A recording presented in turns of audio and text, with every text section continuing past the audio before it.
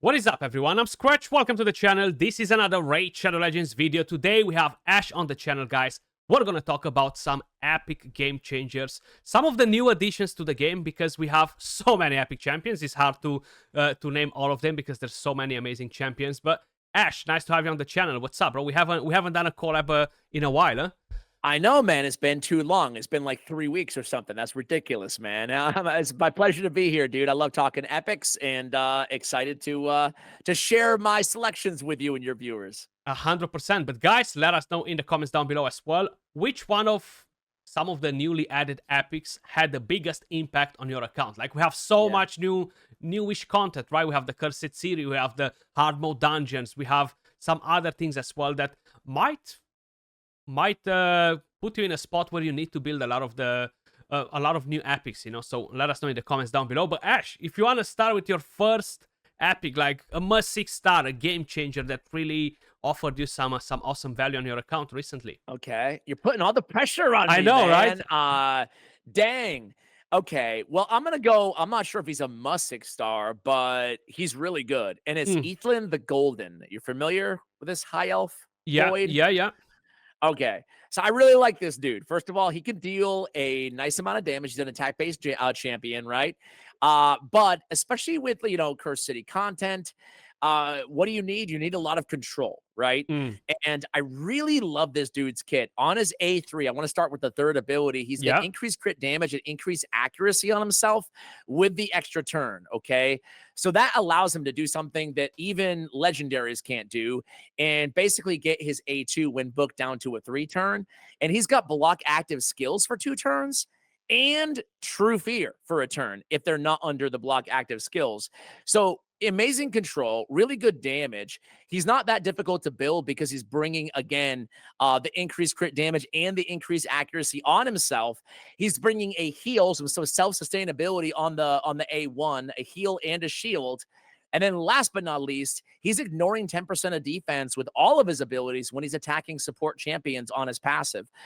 So you put it all together, and this dude, he can be a damage dealer. He can be a great control option. He's not super gear intensive to build. And in a game where muling around gear is like the standard now with Curse City, he's like a breath of fresh air because, I've seen people throw him in a stun set, especially Curse City because everybody's in stun set, or you can just use him as like a nuker. So I'm a big fan of Ethin the Golden. Yeah, 100%. So I know you said at the beginning you don't think he's a must 6-star. It might not be early on, progression wise and stuff, but once you reach the end game, he's a must 6-star. Yeah. So he looks so badass too, man. I think he looks super cool. This guy. Yeah, he looks actually awesome. Yeah, he's definitely a pretty solid epic champion. Initially, I wasn't a big fan of him because, you know what, I wasn't wearing glasses at that point, and I missed the grants an extra turn. Because usually it's literally next to the rest of the text, but this time around they moved it down, and I just completely missed it. I know. I completely missed it. Like old kits in this game too, and like see how the verbiage have changed, and they never update it over the years. Yeah. Like sometimes, like on Tyrell, it still says like this champion's damage is based proportional to defense on all their skills or whatever. I find it funny. Yeah, but he's definitely a solid one. I'm actually gonna pair your Ethin here with another champion that's super solid in my opinion, and from the Shadow King, Nogoro, right? He's actually so damn nasty. I love him a lot for the Cursed City personally at the moment. You have a double hitter on the A1, puts the increased attack, has a chance to put block active skills too. The A2, one attacks on enemy, block buffs. He steals buffs as well if he has increased attack. And you have an AoE attack, They're so important, man. These champions are so important for all of the new content. You want damage, you want utility out of them, and it's not enough just to bring a champion that can smack if they don't bring some sort of utility in a way or another. And he actually does them both. So that's one of the main things why I like him. Like places the increased attack on himself when his HP, an enemy HP drops a bit, and it cannot be removed or anything. So that will enable him to smack even harder, and he looks pretty damn cool as well. He really does. And like you said, I mean, the damage you can get out of that guy, it rivals a lot of legendaries. He's a hard hitter. He and like Dirandil are like the sneaky force or magic and force affinity epics, hard hitters. Good choice there. I use a lot of Nogoro as well, especially in Curse City. What you have next? What you have next? I feel like we have to include Nelador Rhineblade. Oh yeah. I think we both made a video on this dude right when he came out. Did you? I think you did, right? Or making I think I did. Yeah, I can't even remember honestly. Yeah, like as soon as you saw his kit, you're like, wow, they don't make epics like this, or they didn't make epics like this back in the day. Really, really cool. He's got a triple hitter with freeze on the A1, great for Fire Knight. Yeah. He's got a quad hitter on the A2. He's got decreased attack. He's got decreased accuracy. This is all on a 3-turn cooldown. And then on the A3 is an AoE ×2. He's got a decreased speed on each hit. Granted, a 75% chance, but it's happening on each hit. It's very dependable. And then he's going to heal as well based on 30% of the damage dealt, kind of a built-in lifesteal type thing going on.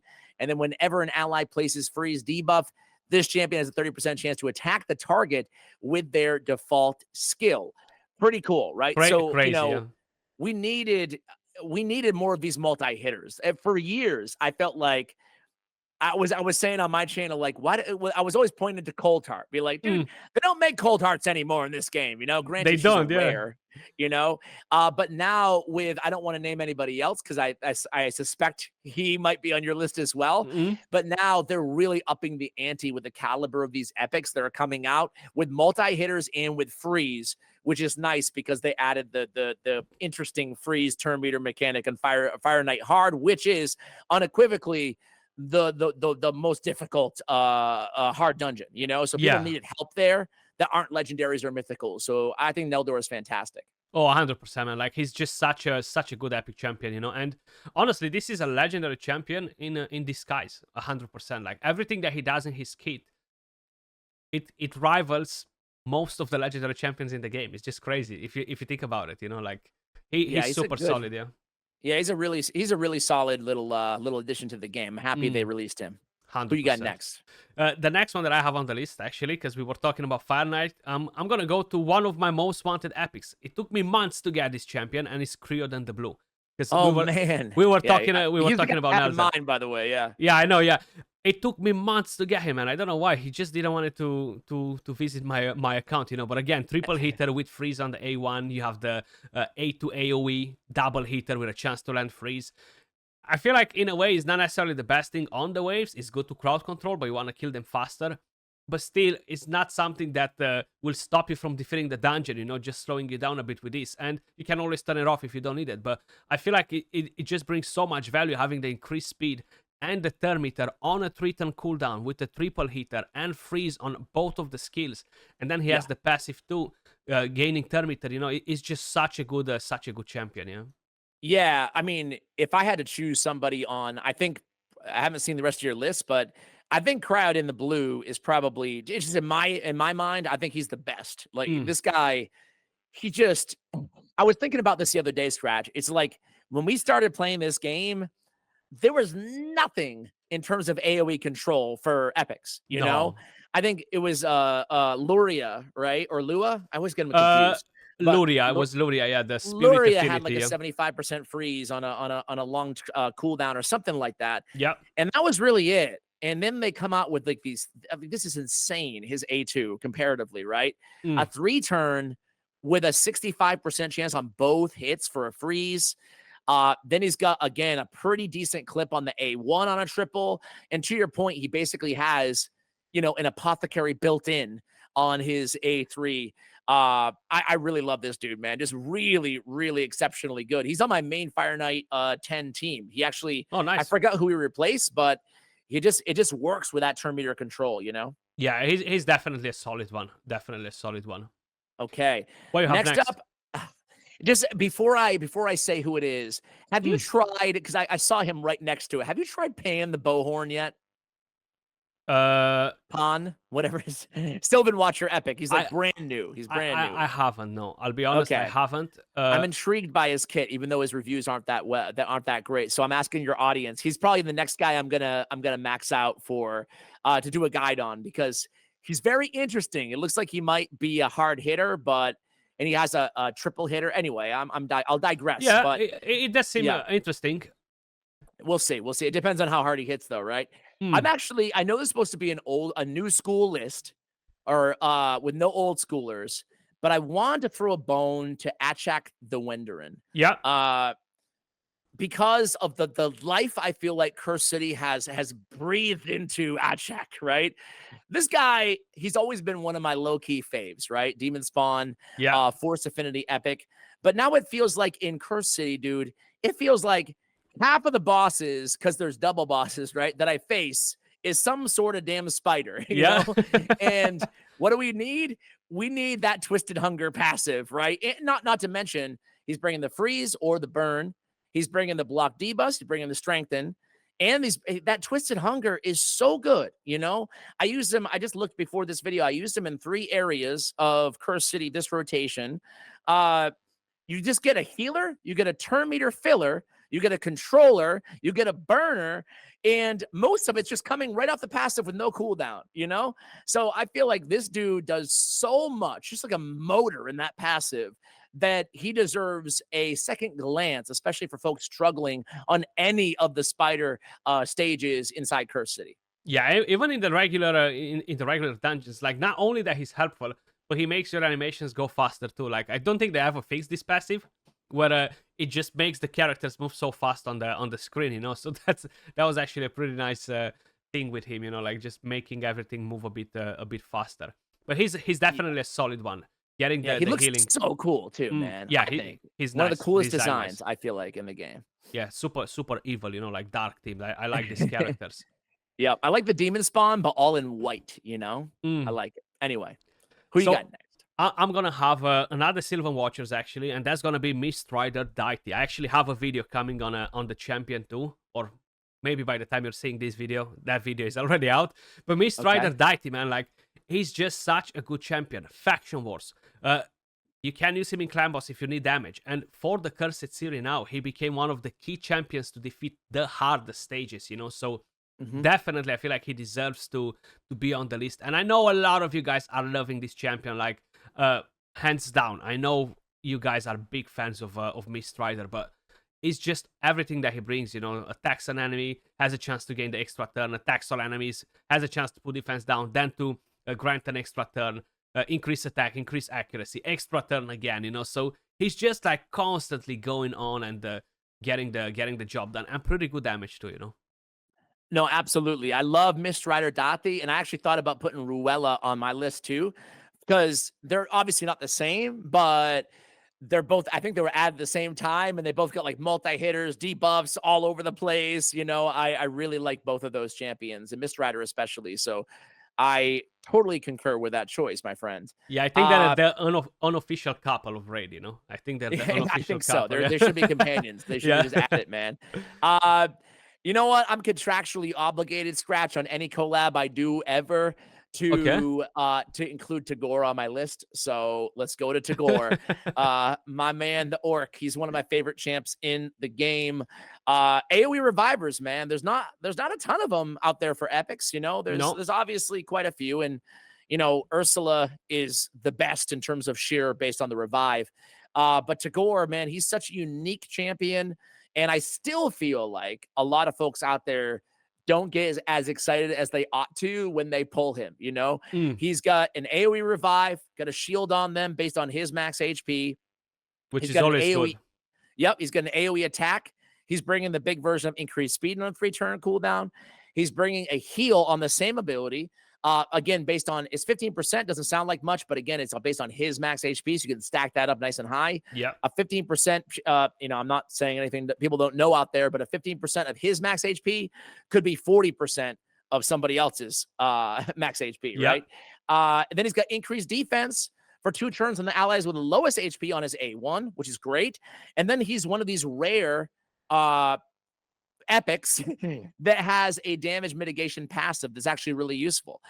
Decrease the damage all allies receive with 50% HP or less by 10% on the passive. And then you put that all together with a decent good in HP in all battles aura. You've got a reviver. I've said it before too, but like oddly, he can deal out a little bit of damage too. Like that AoE isn't super weak on his A2. You got the increased defense. He's got the revive. He's got the great heal. He's got the shield. He's got the damage mitigation. He does a lot. You don't see him a ton in the end game. outside of Curse City, I guess, and restrictive content. But for progression, he's really one of the best epics out there. Yeah, 100%. Like, I actually 6-starred him in the Aletrion pet event, like a few days ago. Oh, so, okay. Congratulations. Looking forward to use him as well, you know? And the increased speed that he brings in his kit just randomly. It's just like a sneaky little ad. We talked about it with Cryodin, you know? It's just like, oh, he's got that too. Cool. It's pretty random, right, in his kit, but it's actually such a good thing to have it, because what's the most essential thing especially when you're progressing, you know? Speed, accuracy. Yep. Those are the two things that everybody needs to have. So having something like this is massive as well for progression. Yes, my next champion is not necessarily the newest one, but I feel like she's just bringing so much value, you know, like Lady Annabelle. Probably you guys are very familiar with her being able to solo the Bommal, right? Because of this very unique passive. Heals the champion by 50% of their max HP whenever an ally or an enemy dies. But she can do so much more than just that, guys, because that's not everything that she can do. She has this 8-3 where she swaps the HP with a target ally. She equalizes the HP and places revive on that, you know, and that is very helpful. And increase speed on all of your team, because we were talking about the speed. Yeah. Then you have AoE attack with leech and decrease speed on the enemies. So it's just such a good thing to have in a kit, you know. You're getting a bit of heal on her A1, on herself, you know, but very good base stats, and she's actually very, very solid for a lot of content. She doesn't need to be used only there, because increase speed, decrease speed, revive on that on an ally, equalizing some of the HP on your team and stuff is actually very, very helpful. No, that's a great call out too, because I think of Lady Annabelle and I think of basically solo Bommal. Yeah, exactly. But you're right. And her base stats are like legendary-esque, you know? Yeah. A lot of HP. Can do some things with her. Really good call out there. Good call out. Another one that, this is not my last choice, but another one that kind of reminds me of that. It's obviously quite a different kit, but Sanguinia. Yeah. It's kind of the same deal, right? Where her base stats are insane, like really solid support. And not a lot of people like talk about her or use her, I feel like, you know? Yeah, and I think she hits pretty good as well, actually. Interesting. All right, I got to try her out. And look at her, dude. I was just looking at her base stats right now. It's like 105 speed, 20.5k on the HP. Yeah. Man, you could do some things with her. Solid, all right. Solid, yeah. And instead of going with an awesome support like that, I'm going to go with a super old school in Basilisk. Oh, okay. I mean, listen, when it comes to the new content, one of my saving graces was that, you know, I'm talking about that level of yeah, I think what was level it? Of Sand Devils. Sand Devils, yeah. Oh my god, dude. That could be super annoying if you don't have Sand Devil's one of those dungeons that if you don't have the right champions, it can just be so frustrating, right? You just can't clear it, you know? But Basilisk can go in there and solo it. So for me, he was a raid godsend, you know, because I was like, oh, I don't have to think about anything for once in my life in Curse City. I can just throw him in. He can just solo it. Great. Because of his withstand passive, basically, it can just keep up with that heavy hit from the Sand Devil, and he revives himself, and that's it. You know, it might take him 200 turns, but he can solo Sand Devil, and that's all exactly what I was looking for. So I went with Basilisk, throw him a bone. Yeah, 100%. And I should say, too, he has a very hard-hitting A1, and again, especially with Centranos, we don't know what all the rotations are going to look like in future, you know, rotations. He can be a great stun set candidate, obviously, you know, and that stun is everything in Centranos. 100%. Like, he's actually not a bad champion, you know, and how you mentioned, he definitely got a lot of value now with the new content, and I feel like we're going to discover a lot of hidden gems like him that were kind of like just dusting the vault, you know. Can I cheat and be a bad guest and give one more quick? Yeah, that's fine, dude. Tuag the Wanderer, bro. I love this dude, man. I probably should have put him instead of Basilisk. Tuag the Wanderer, Orc Void. Oh, okay. I think he was like an Amazon Prime champion a million years ago or something, you know? For a second, I was like, I know the name, but I just couldn't picture the champion. Gotta cheat and give you 6 because this dude, man, he's nice too. Yeah, a lot of benefits for him when his HP is low. You know, like he's solid. Oh my god, yeah. It's not even that, but it's like he can do an AoE decreased speed on a 3-turn cooldown. That's 100% land. There's only like 3 epics in the game that have that, you know? Yeah. And then he's got a 2-turn stun on his A3. And he steals all the target's turn meter if he has less than 50% HP on the same ability. 50% if not. So wait a second. You're telling me an epic has a guaranteed steal 50% of the target's turn meter, a 2-turn stun, can steal all their turn meter and take an extra turn essentially with a full turn meter and an AoE decreased speed and a lot of damage. He's like a really, really sneaky control damage dealer. I really love Tuag. He's actually, yeah, he's pretty solid, yeah. Like okay. he brings a lot of that's fine. He brings a lot of value to faction wars as well. And if you're struggling on Doom Tower waves and things like this, he's definitely gonna be very very good to help you beat those stages, you know. I'm gonna go to the last one, and I'm sure nobody minded for you cheating here, Ash. You know, it's fine. So don't swear on it. I feel like the viewers are actually happy that you cheated on the list here and you added an extra round, because now they might be thinking, okay, should I 6-star this champion because he's so awesome, you know? But I'm gonna go for Morag, man.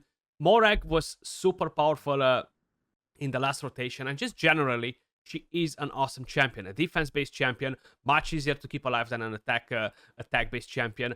Good for clan boss too if you need some extra damage. If you're going for a old school team that's not unkillable, you know, you have a A1 double hitter. Can be used for Fire Knight progression too. You have the A2 AoE, put strengthen on all your allies. Then you have ally attack with 2 random allies. So again, very good for the Fire Knight. If you kill somebody, you gain an extra turn. Then you have the passive when she counterattacks if she's hit while under strengthen. And very good damage, you know, like her damage really, really impressed me. So I think she definitely deserves a spot on the list, you know, like super, super solid. 100%. I've always loved Morag. And yeah, she becomes more and more viable. To your point, you know, the more Fire Knight stages randomly that are released, and just overall, I want to say she might be the only epic in the entire game with a big strengthen on a 3-turn cooldown too. You know? I think so, yeah. So that's pretty dang incredible. You know, damage, ally attack, and people are thrown off by the 2 random allies. You know, it's like not a legendary. It's not your, you know, Cardial's ally attack or anything like that. But in this kit, it's incredibly powerful because she's already doing so much anyway, you know? Yeah, 100%, man. Like, she's super, super solid. That's a great call out. But guys, this was some of our most game-changing epics for the newish content, you know, at least some of the newer champions as well. Let us know your thoughts in the comments down below. How I mentioned, if you guys had any champion having a big impact on your account, let us know as well, because who knows, we might want to 6-star that champion too. Like you guys give us some free advice as well, you know. Let's return the favor here in today's video. And by the way, we've had a collab on Ash's channel. Make sure you guys head over and check that out. We talked a bit about the Cursed series, and we gave some constructive feedback on how that content can improve. But we need your help as well, guys, because your opinions matter the most. We want to know what you guys think about that content. So make sure you guys head over to his channel and check out that video. Let us know your thoughts as well. But Ash, it was a pleasure to have you on the channel, bro. Pleasure was all mine, man. Thank you. Appreciate all of you guys watching, and I'll catch you all in the next video. Peace.